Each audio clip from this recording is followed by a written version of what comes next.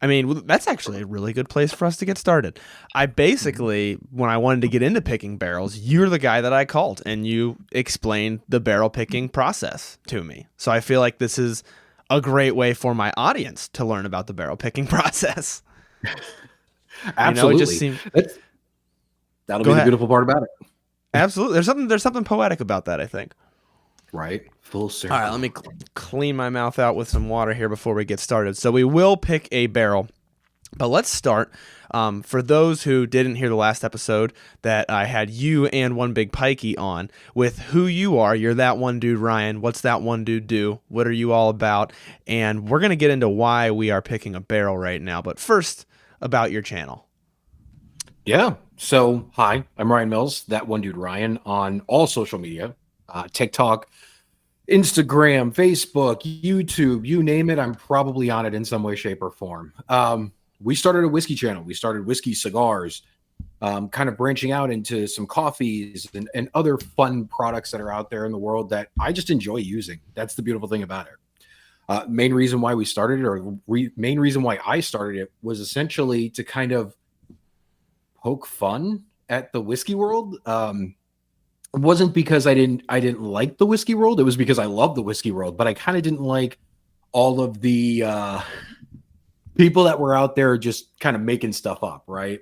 Mm-hmm. You and I both know that there are people that are so confidently wrong, but because they're Oh, yeah. confident, they can get away with some things. So I just started making a page on TikTok where we did short form video explaining whiskey. We review whiskey very differently, or I review whiskey very differently, where we just do slams and sips. So we slam a bottle, we take a little bit of a pour, we try it. If we like it, then I give you a response. That's it. Yep. Yep, just short, sweet, and to the point. I remember when I first saw that, I was like, "Man, what an idea!" I mean, you're waiting for that reaction at the end. It's great. And as I mentioned in the beginning, so when I first wanted to get into picking barrels, I reached out to you and we did some talking about it. And then somewhere along the way, we decided let's do this little barrel picking kind of mini series together, where we're going through a series of craft distillers that we like. And it's unofficially the Friends series, right? That's what we decided on. Absolutely. And this may or may not be barrel pick number 2. We're not going to talk about what the brand is. We're not going to get into that because if we don't pick them, I don't want people to know who the brand is. If we do pick them, we want to reveal who the brand is later on. So we're picking from unknown brand right now, and we're gonna talk about it now. Brand Since X. you Yes, exactly. Since you're the one who got me into picking barrels, I'd like to let you kind of explain in as long of a answer as you want. When somebody asks you what is a barrel pick, what's the reason for it? How do you begin to break that down a little bit? Oh man. So you made the first mistake by saying that I can be as long or as short as I want. Um, Yeah. so here's the wonderful thing that I always say with barrel picks, right? These are going to be different than single barrels because companies themselves can create their own single barrels that are mass produced single barrels. We'll just keep it at that. Now, Mm-hmm. a barrel pick is a single barrel or a blend or like a private select that a group, an individual, let's say a retail establishment, they can get together with a brand. Let's call it Distillery X, and they can say, hey, Distillery X, we really like your standard small batch, your straight Kentucky, your Indiana stuff, your blends, your private selects, whatever the case may be. And we would really like to do that. And Brand X says, great, we will send you some samples, or please come out to the distillery and we will just sample a whole bunch of barrels that you can choose from. And essentially what a barrel pick is, the best way to kind of explain it is, it is the individual or the group's palate that picks that certain barrel. The cool thing about it is like you could really enjoy what some people are picking because, I mean, if anything, if the future tells, and trust me, the future is nice for the two of us, we like to pick unique stuff, right? We want to Absolutely. pick the unique stuff for not only our followers, but for people to really enjoy kind of the uniqueness that is the distilleries that we're working with. Or you could have something that's just very mass producible, I guess is the best way of putting it. So my rule of thumb is if you find a group or a retailer or a person that's making barrel picks or doing barrel picks that you agree with, 1, 2, 3, 4 different bottles that you've had from them, continue to buy from them because you're just going to continue to enjoy them. So hopefully that helps.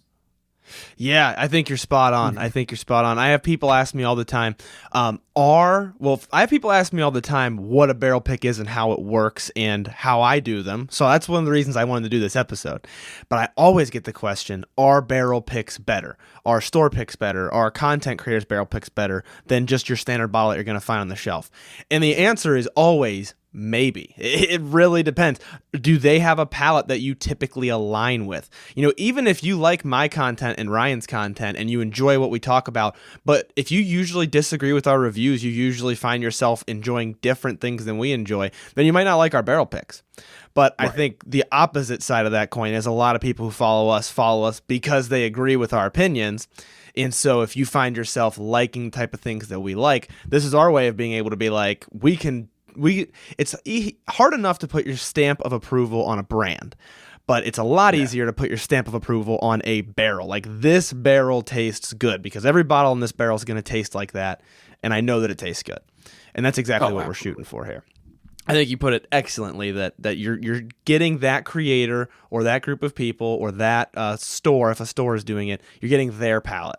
So that's essentially what we're going to do. And so the way you and I are doing it is we work with the same retailer. People who don't know how even barrel picks occur, we're working with a retailer.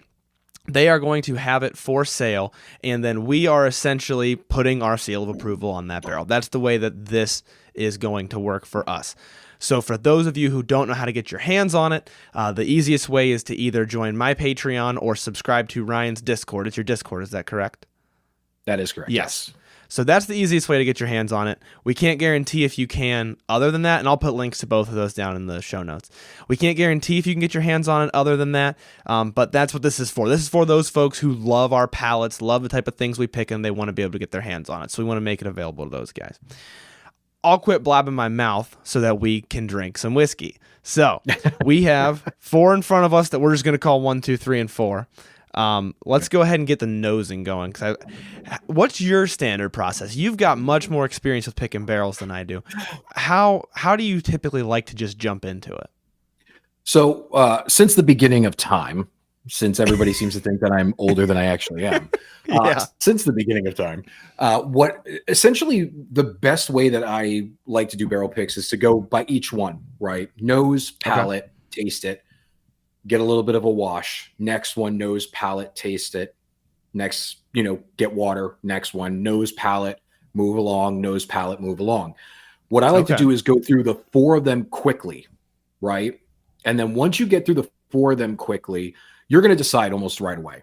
I like this one. I didn't like this one. I like this more than the last one. I like this one more than the last one. And then you'll see me do it. I think we did it with the prior barrel pick that we did, or that's soon to be released, right?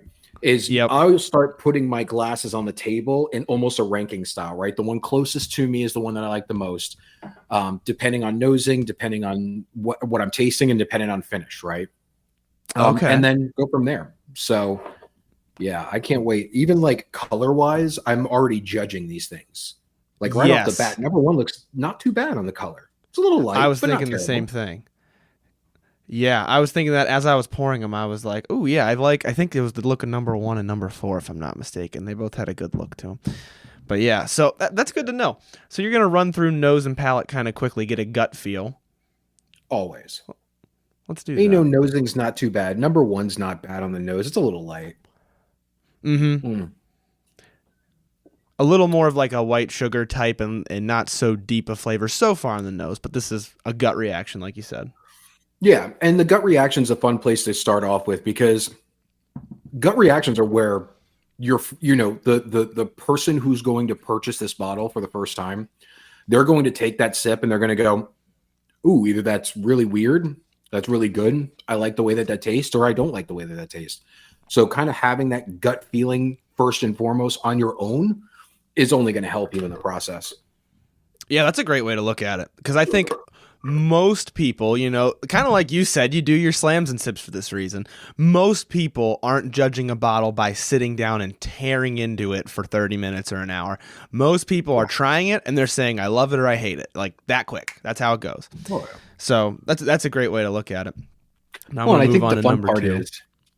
the fun part is, and while you're nosing and tasting that one, the fun part is when you're doing this with, depending on how many people, right? There's individuals that will pick barrels by themselves, and then there's groups of people that will pick groups of, or a barrel with like 16 people, right? As high as 16 people. It's ridiculous.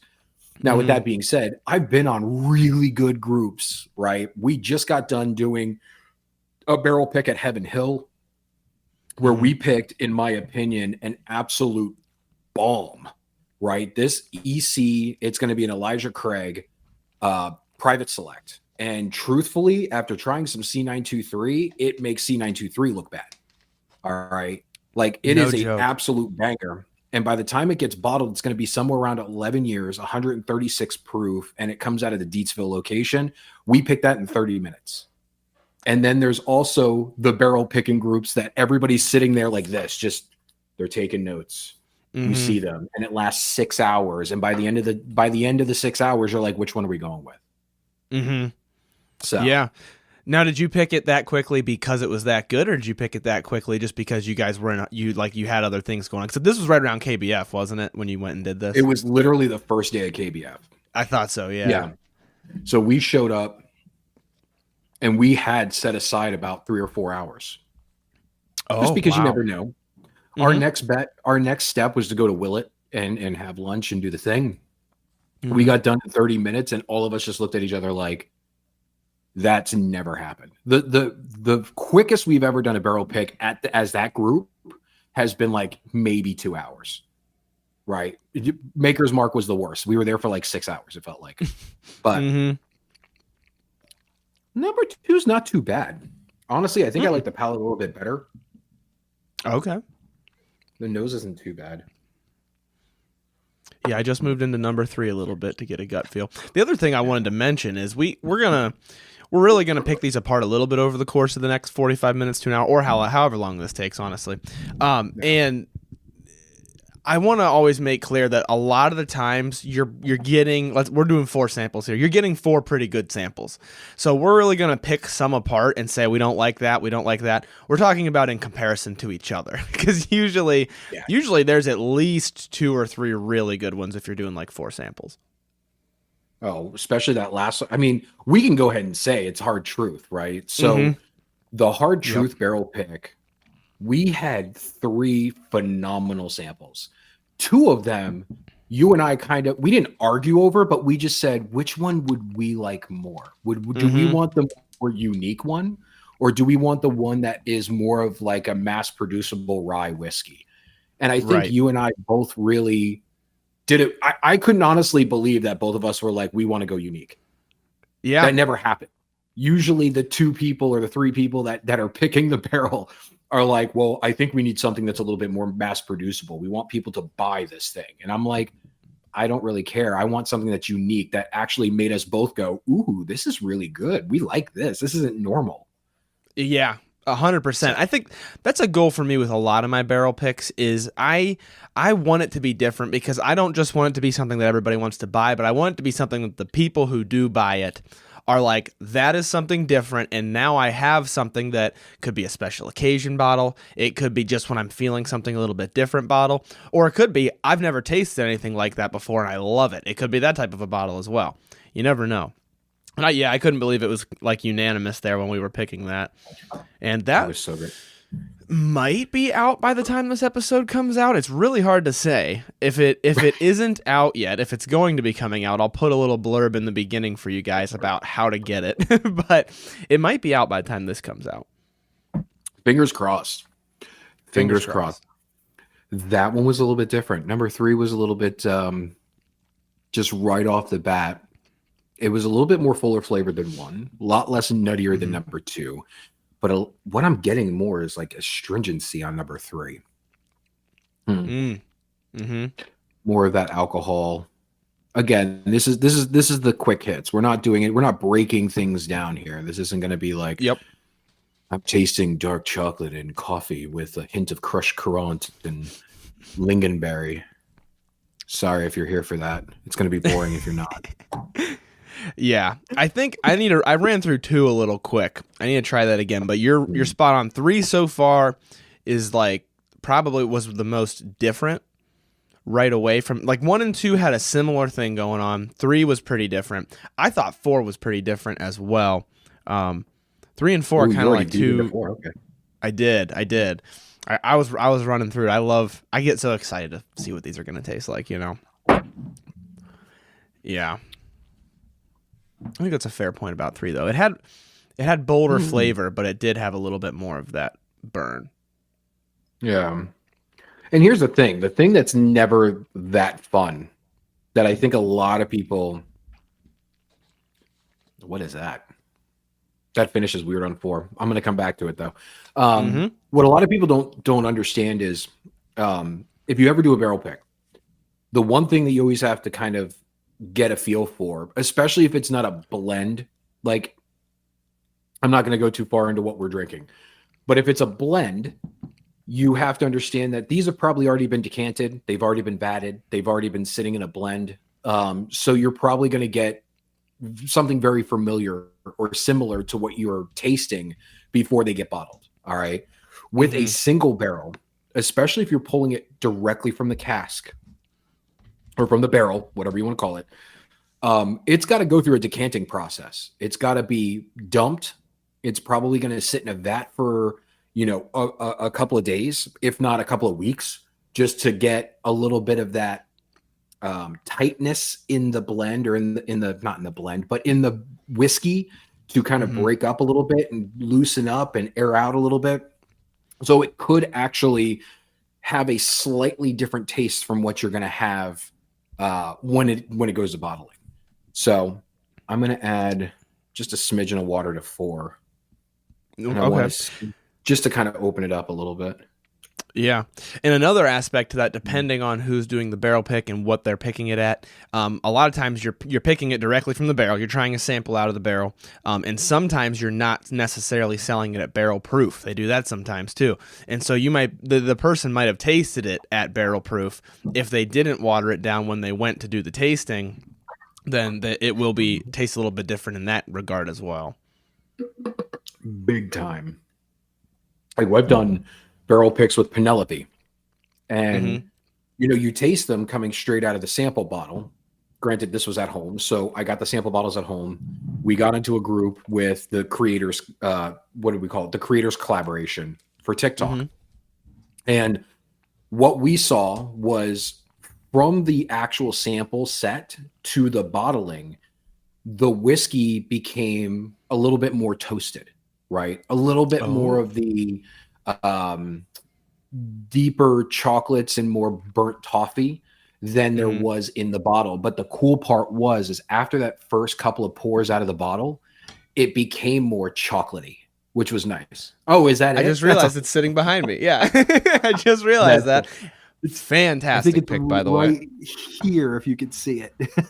Yeah, I see that label. Next time we got to have a little bit more fun. We had a really fun time with that. You know, we picked a handful of creators on TikTok who submitted, which was really cool. They submitted stories as to why they should be a part of the pick, and I had no idea who they were. So Penelope washed everything away from those stories, and I had to pick based off of the story, not who the person was, where they're coming from, what their palate is, or anything along those lines. It was strictly based off of how I felt from their story. And the guys, the people that we picked, I think did a fantastic job on this pick. Or on that pick, I should say. That is super cool. I did not realize that. Yeah, I think you guys did do a fantastic job. And I think the extra toastiness, I didn't taste it when you picked it, obviously, but that is a very toasted bottle. You're absolutely right. And I really enjoyed it because I like a good toasted barrel. So nice.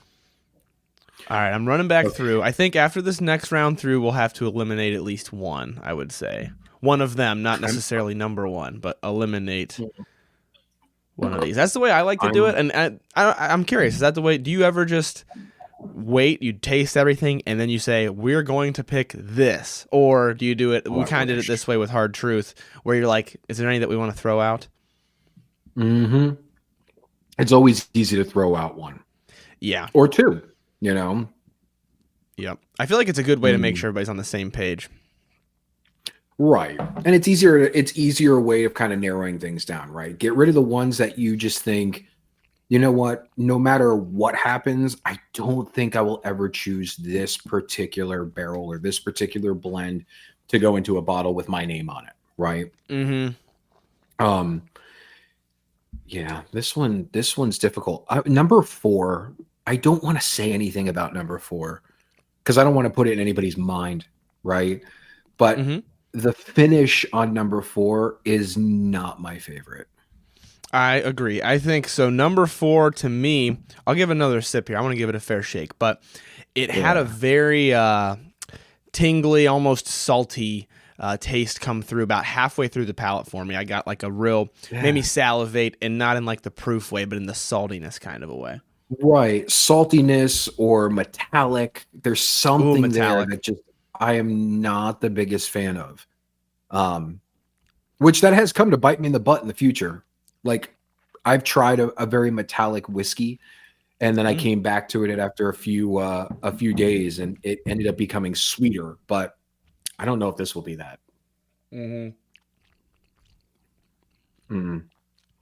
Yeah, I remember we actually had that, not metallic, but we had that with one of the Hard Truth ones that we did not pick, but it Yeah. had a weird taste to it. And then I came back like halfway through the tasting, like in the same tasting. I thought we were all like, because we were picking with we were talking about it with the brand as well, and we were all kind of like, did that flavor change like a lot over the course of the past 20, 30 minutes? And that's the other thing that can really throw you for a loop. But as you said, people aren't judging it by that. People are tasting it. They're pouring it in a glass, they're tasting it, and then they're judging it. Oh yeah. All right. So I put 4 to the side only Okay. because if I do decide that I want to come back to that, I will. But right now, it's not. It's probably on the least enjoyable list because the sheer fact of that metallic note, that salty metallic-y note at the end. Yeah. I'm actually trying to get it off my palate, and it's very difficult. I noticed if you taste 4 and you don't rinse very well, the other ones are Mhm. dulled a little bit. Definitely, Oh, it's a big little time. harder to taste them. Oh yeah. That's the other aspect to this with throwing them out. Another reason that I like to do it, and I think it makes sense, is you we're tasting 4-barrel strength whiskeys, so we really got to be picky, choosy with which ones we're drinking too much of, not just for intoxication reasons, but also for burning out your palate. If you're chugging too much of one of them, your palate, everything's gonna taste like water eventually. Right? And that's happened more times than not. Okay. So Mm-hmm. I'll tell you, I don't want to name the distillery, but you and I Mm-hmm. have already talked about this distillery in the past. Mm-hmm. And I think once we can get them to work with our retailer, our Yes. partner, our retail partner is what I should say. Mm-hmm. I think we should get together and actually go to the distillery because I'm right with you on that. you're closer to the distillery than I am, but the distillery is so much fun to actually pick barrels with because you could Mm. be there for hours on end and pick some of the wildest blends and finishes and just whiskey. I mean, if people know who we are, they probably already kind of understand what I'm talking about or who I'm Mm-hmm. talking about. But you could be there all day. There's just drinking good whiskey. Yeah, I was actually thinking that because of the proximity to me. Not that it's in my backyard or anything, because people know where I live, and it's not in my backyard. But I thought, man, I could definitely make the venture there if you could come up. Yeah, we could definitely do that. We That could would we, be we could cause some trouble. yeah, yeah, that could be a lot of fun. All right, I am going Man. to try 3 one more time, and then I might be ready to throw another one out, but we'll see. Mm-mm-mm. So far, I have a leader, but I need to get back to 1 before I go and just throw names out, I know I'm which is having trouble. surprising. Yeah. Because what a lot of people don't realize is it definitely changes. It changes hard. Starting from the beginning, working your way down, then working your way back, like doing the snake, Mm-hmm. right? You're snaking too. You don't want a snail. That's too slow. If you snake Right. through them, 1, 2, 3, 4, 4, 3, 2, 1, you pull different things out each time. Not only that, but you allow them to kind of open up a little bit more. And right now, on the nose, I have one that's my favorite. On the palate, I have one that's my favorite. And then in the middle, one that I think is more well-rounded than the other two would be my front runner. Okay. But yeah, I need to go back to 3 real quick to figure out Yeah. if I'm just. I think, ironically, I fully agree with you on the palate, but the nose of 4 I loved. The palate, there was something about it I wasn't a very big fan. It was, for me, it was salty. It gave me the kind of, made me my mouth water a little bit more than I'd like.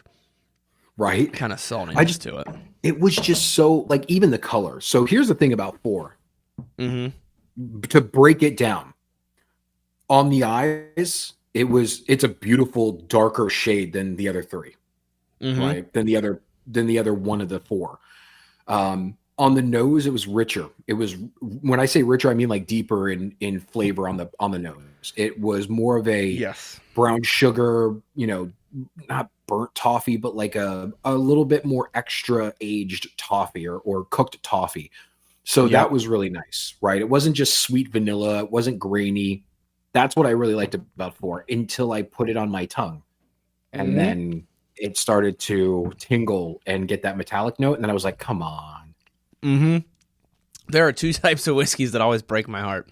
It's when it smells fantastic and it doesn't taste good. That's the biggest heartbreak probably. But then also, I love the nose.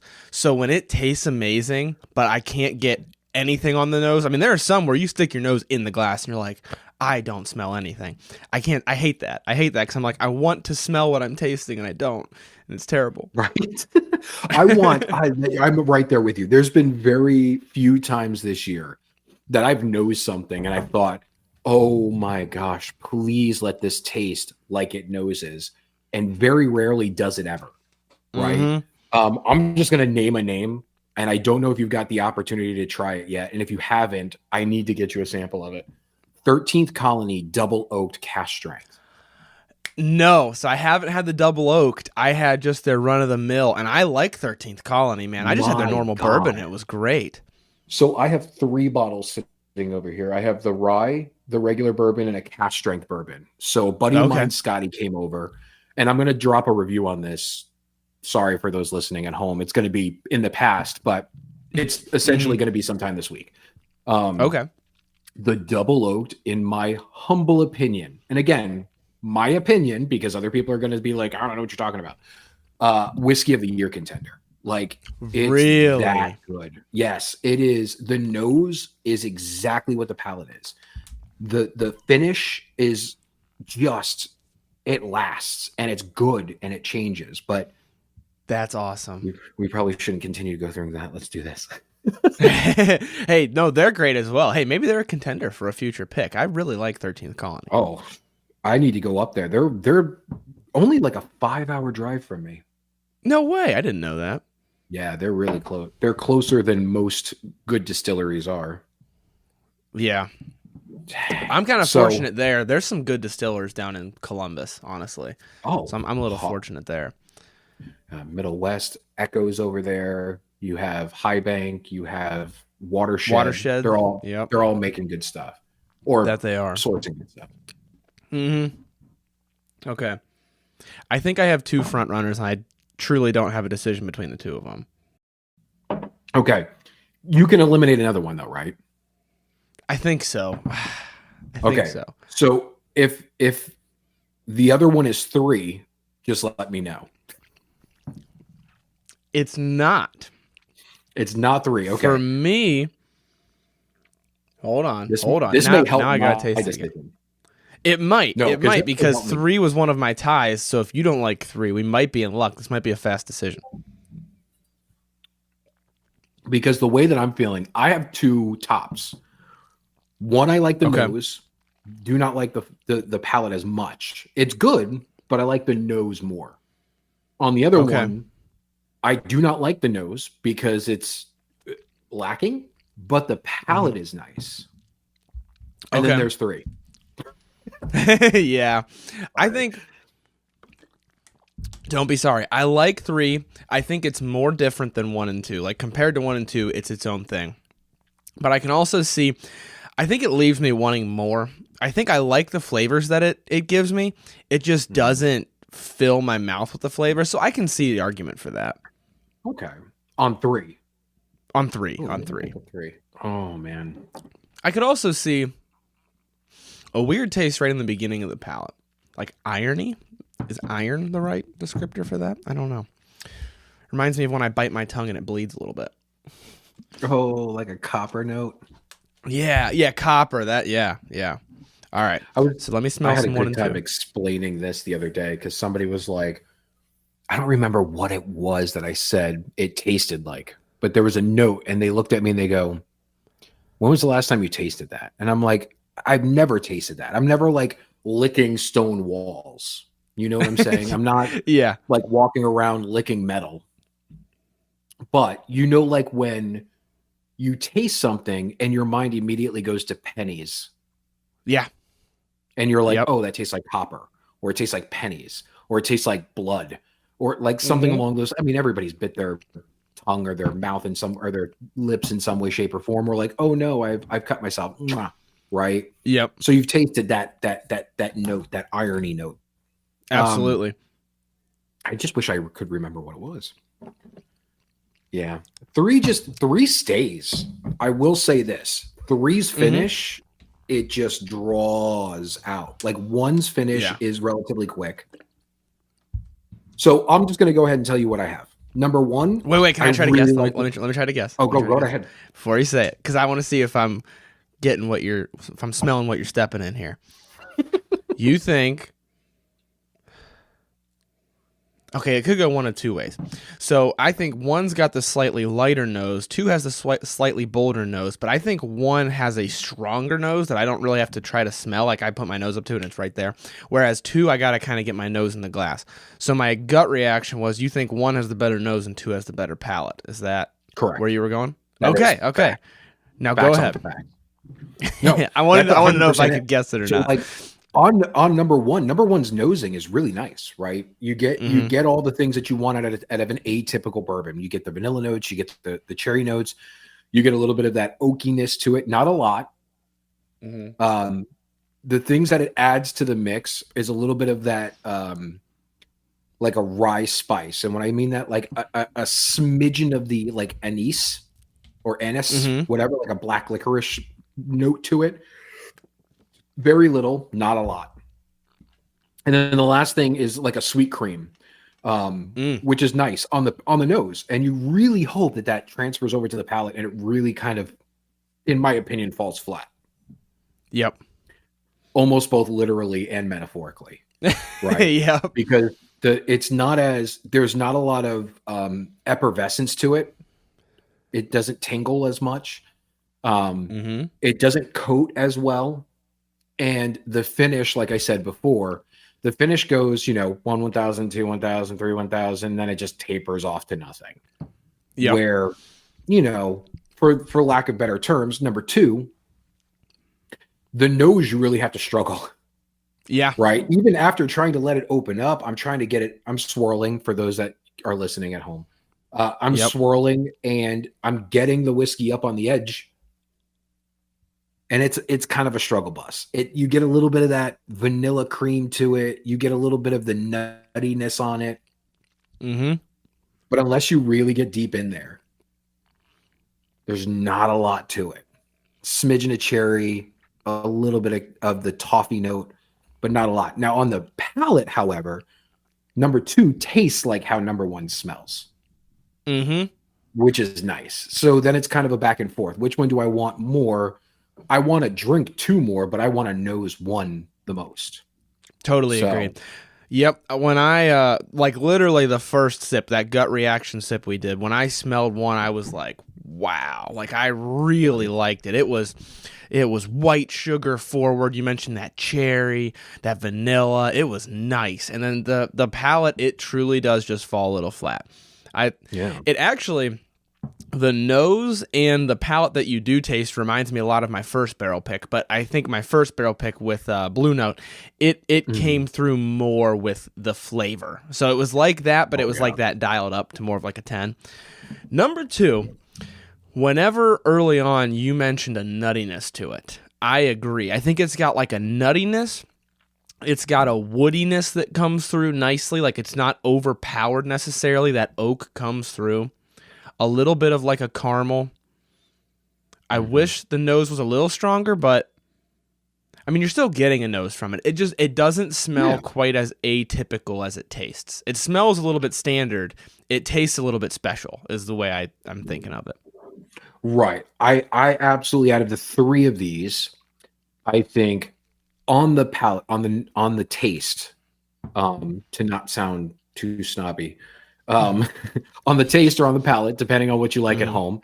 Number 2 is in my opinion probably the leader, not by a lot, but it's got more oomph to it. Number 3, I just wish I could get rid of that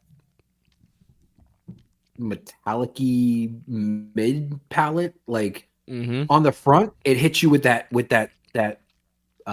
powdered sugar. It's like powdered sugar, vanilla, right on the front palate. It goes slightly metallic mid palate, and then on the finish, you have a little bit of that chocolatey note to it, a little bit of that, the black licorice from like a rye spice in there.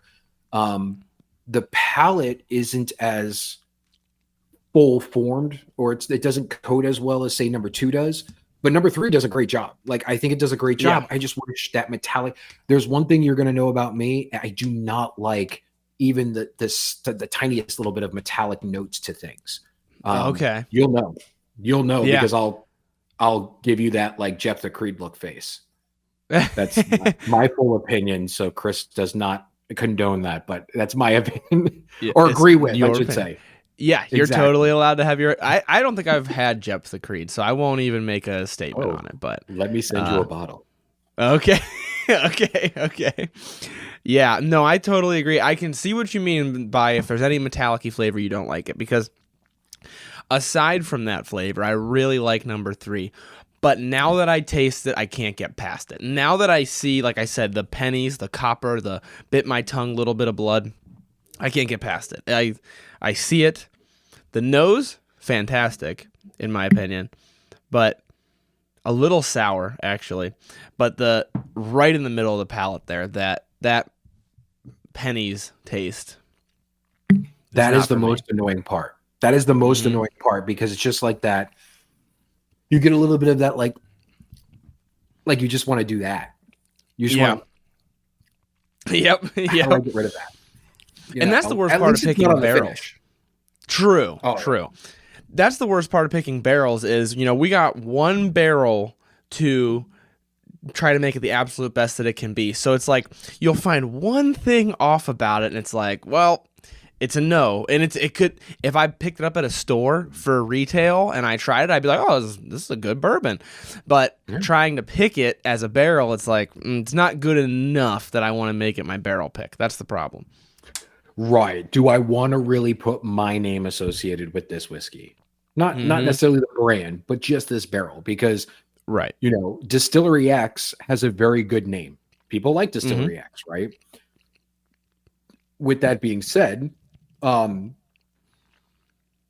of the stuff that I've tried from Distillery X is fantastic.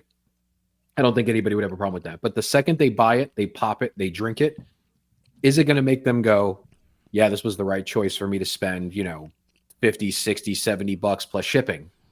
That's where we have to play the game. That's where we have to go.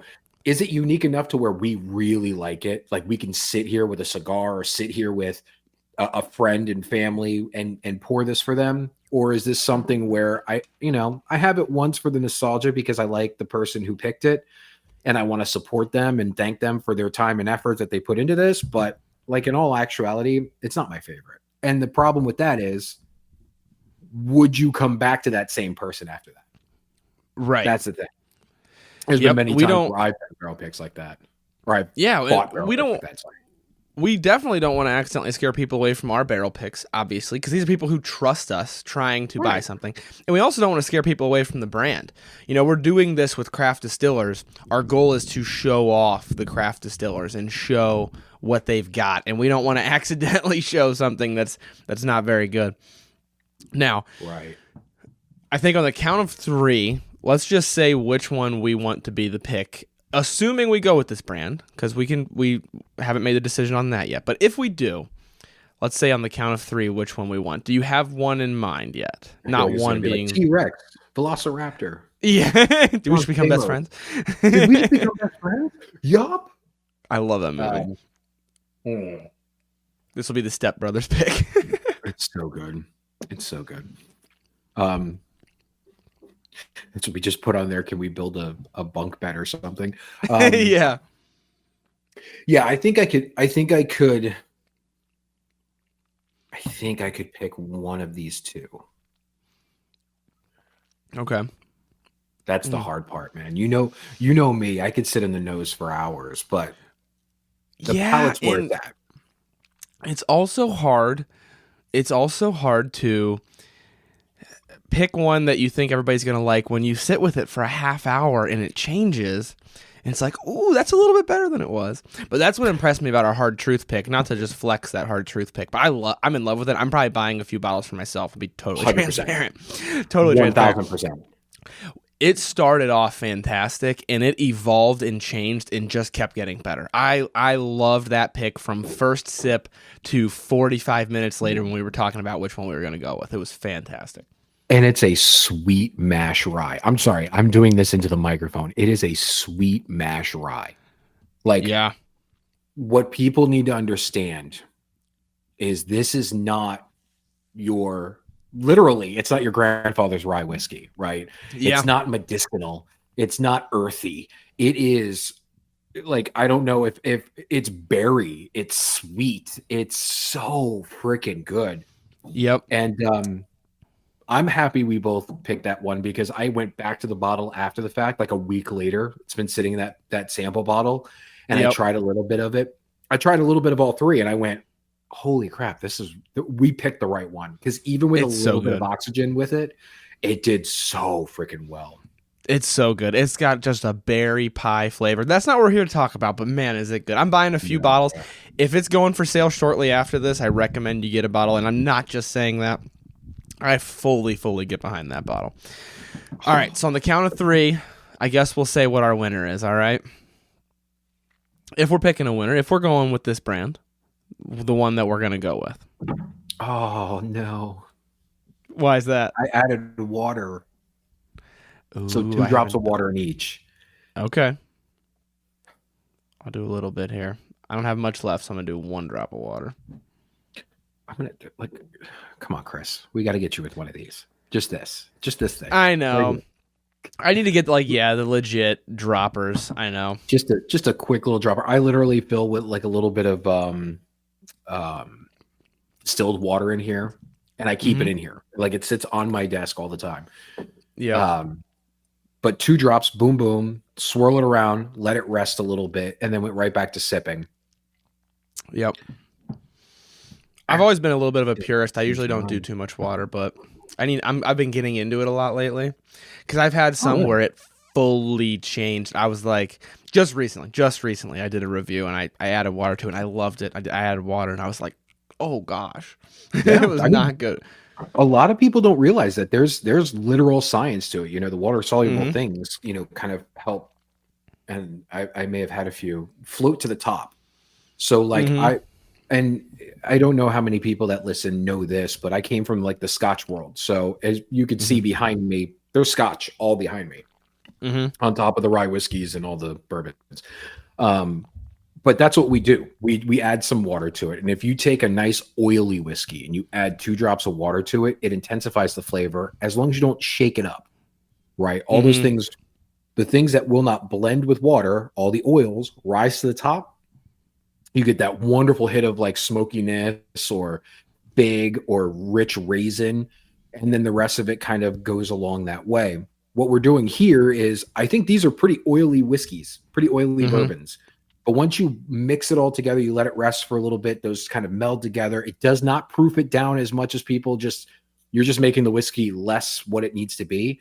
No, we're kind of helping it open up a little bit. Mm-hmm. And that changed it. It changed it pretty severely, where before my palate was leaning one way, my nose was leaning one way. Now that might be a little bit different now. So Mm-hmm. I don't want to. I don't want to on the topic of Scotch, real quick, before we do this big reveal, I'm stalling to give myself time to think about which one I like more. Am I crazy, or you're a big fan of Bruichladdich? Am I right? I see the classic Lottie right over your shoulder there. I just had that on the show. I love fantastic bottle. I'm a huge fan. There is a special place for Islay Scotch drinkers, right? There's not a lot of people that like Islay Scotch or Islay whiskeys. I love Bruichladdich. I love Ardbeg. I love Lefroy, Lagavulin, Bunnahabhain, Bamor. You name an Islay Scotch whiskey, and I will tell you whether I like it or not, of course. But Bruichladdich is a special place. What Jim McEwen did to Bruichladdich, bringing it back, reviving it, right, coming from Bamor and really reviving everything that was Bruichladdich. If you haven't had Octomore, you haven't had Black Arts, you got to at least try it once in your lifetime. Both of those are absolutely phenomenal whiskeys. And then Port Charlotte, I have a OLCO1 Port Charlotte limited edition from a few years back that I just sip and sip. But my number one love is Ardbeg. If you can't tell, like all of the bottles of Ardbeg behind me here. It's getting harder and harder to keep up with Ardbeg, though, because they're limited releases and they're random committee stuff that they put out. It's just such a pain in the butt to keep up with, but love them to death. Yeah. I'm just starting to really start to venture into the Scotch realm, and so I just had the classic Lottie. I had, Tim, the whiskey influencer. He does a lot of Scotches and a lot of Irish whiskeys. Yeah, I just had him on, and we were having the classic Lottie. Nice. Fantastic pour. That was a really good pour, the classic Lottie. Oh yeah, a non-peated Islay Scotch. It's a little bit briny, but not too bad. I thought maybe less briny than Bunnahabhain as well, and I love Bunnahabhain. I'm not trying to slander that name, but it just came across more fruit forward to me. The classic Lottie. Yeah, you could get that more honey and fig off of it with like that. I'm saying like that hint of brine. I've given it to multiple bourbon drinkers. And I've been here, try this, because what you think Scotch is not what Scotch is. Right. It's not, Glenlivet illicit still will knock your socks off. A Glenfiddich 14 will knock your socks off. And an Aberlour will completely change your idea of what Scotch whiskey is, because a lot of bourbon drinkers are like, Scotch trash because it tastes like smoke. No. Dude. You did not have a good Scotch that agreed with you. That's the problem. Yep. I've had so many people think that that's all that Scotch tastes like, and it's definitely not. Now, all right, you ready? I don't know if I have an answer, so let me ask you this, and I'll just put it out there. Do you think you want to pick one of these four? That's the difficult part. Would I be willing to slap my name on any of these four? I don't. All right. Being completely honest, because that's just what I am all the time. And I don't care if I hurt feelings or damage relationships with distilleries, because I do like Distillery X. We've already had this conversation before and during the show here. These four are not my favorite. From this particular brand, these four are not my favorite. However, I do have one that reigns better over the rest of them. I just don't know if I would actually put that into the world, depending on price. I mean, if we're talking about a $30 to $40 bottle here, not a big deal. Yeah. But if we're looking at like 60 or 70, I don't know. If I remember correctly, we're looking at a $60 bottle, and that's the struggle that I'm having. Would I buy any of these? Absolutely. I would buy these. The problem that I'm having is I want to be as in love with this as I was with our Hard Truth pick, and I'm just not. And I think there absolutely could be barrels from Distillery X that I want to put my name on, and maybe we'll ask for some more, and we'll do this again, maybe on a live or something. But Yeah. these four specifically, they aren't quite unique enough, and they aren't. All of them have something that I'm just like, if one tasted the way that it smelled, I'm golden. If two smelled the way that it tasted, I'm golden. If three didn't have that slightly metallic-y note, I'd pick that. They've all just got something that I am worried I'm gonna have somebody open it and they're gonna try it and they're gonna be like, I almost love it. And I don't want that. I want people to try it and be like, I love this pick. I want them to be messaging me telling me they love it, Chris, we're helping people learn a lesson. So this is the beautiful thing. Here's the beautiful thing. We are not a retailer, right? Yeah. We are not beholden to sales.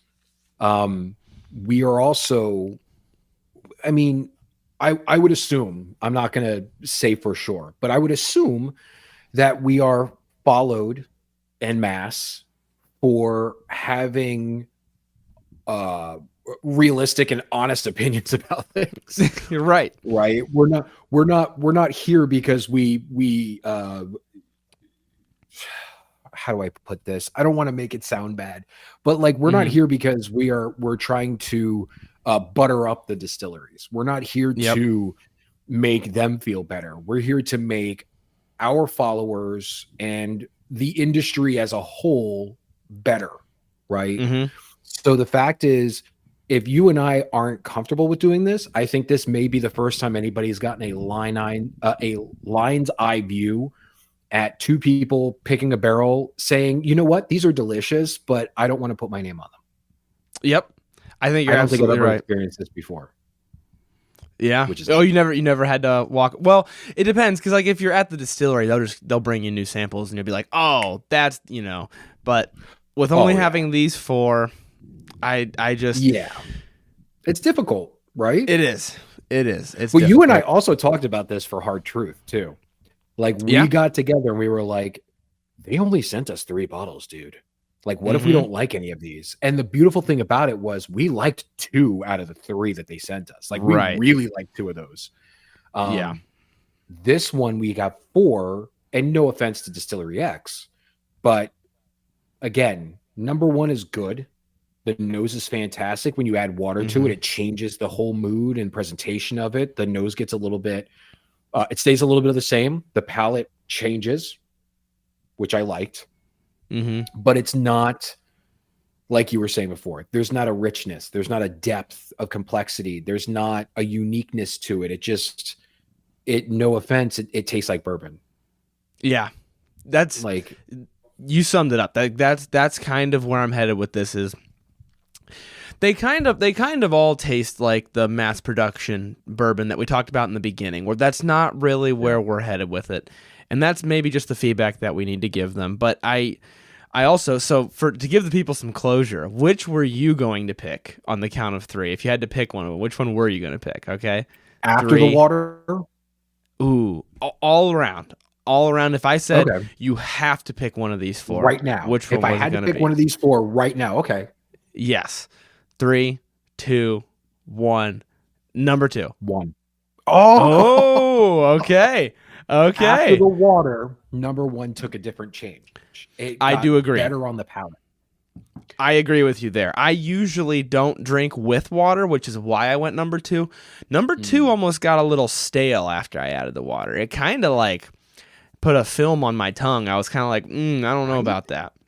It lightened up a little bit. So remember how we were talking about before, I think it was before we started to record, about the rye whiskey that we did, that I was a part of a group that picked that, the Creators Cast, right, for Sagamore.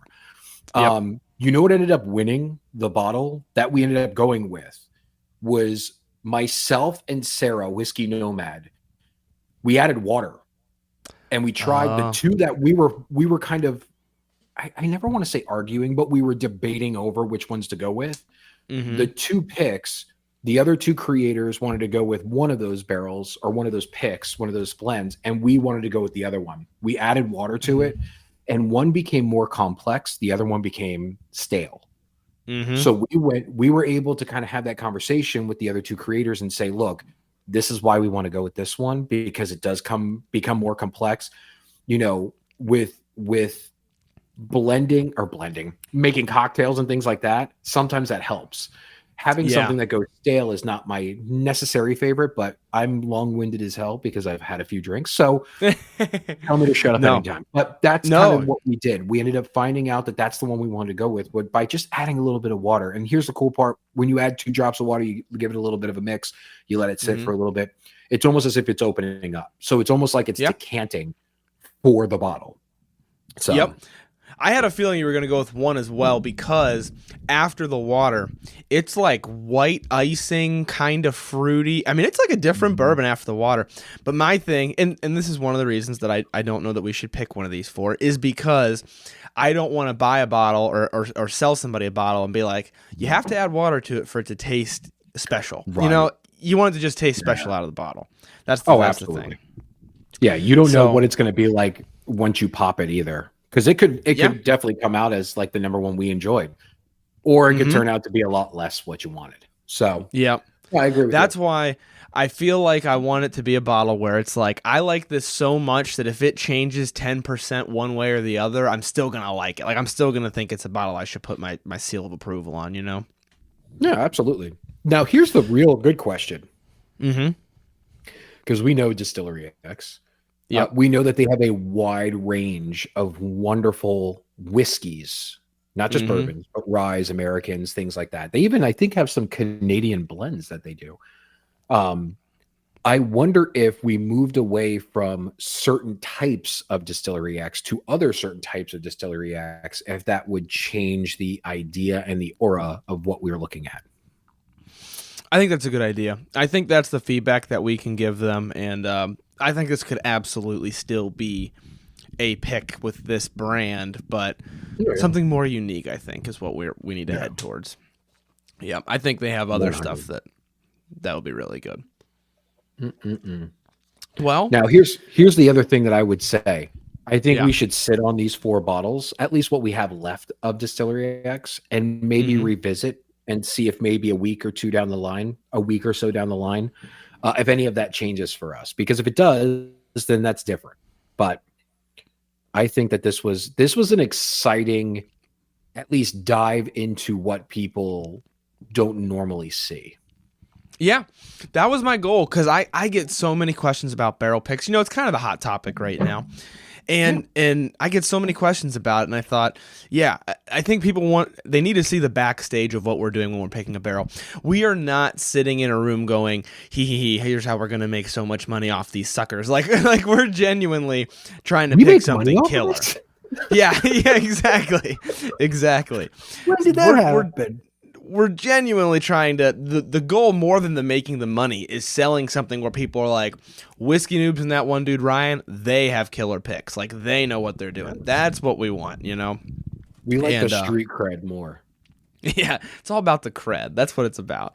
That's why we're picking these things.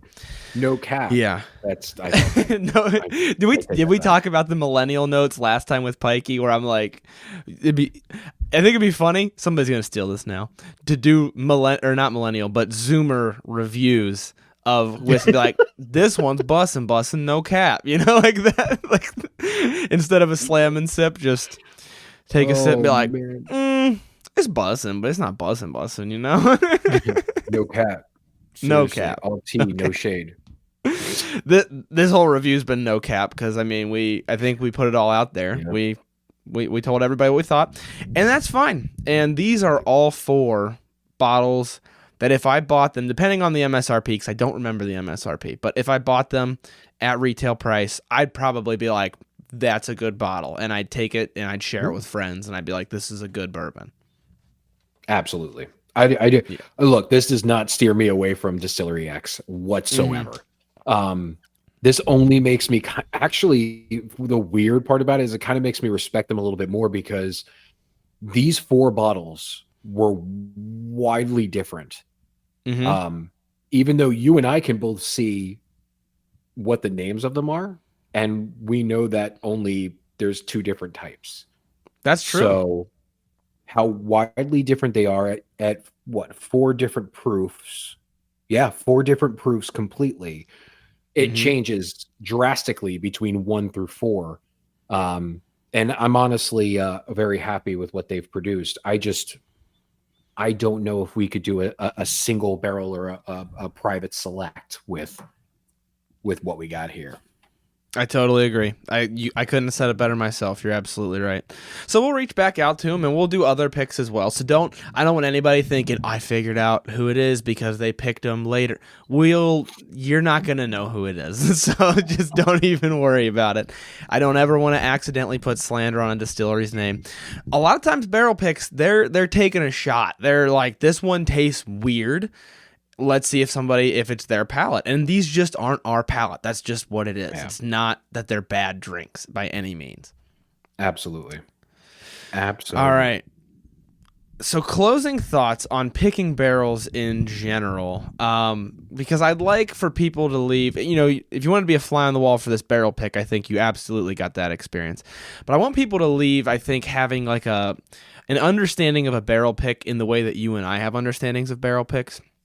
So if you had to throw out there something about barrel picks that makes them so different, that makes them okay, this is how I want to word this.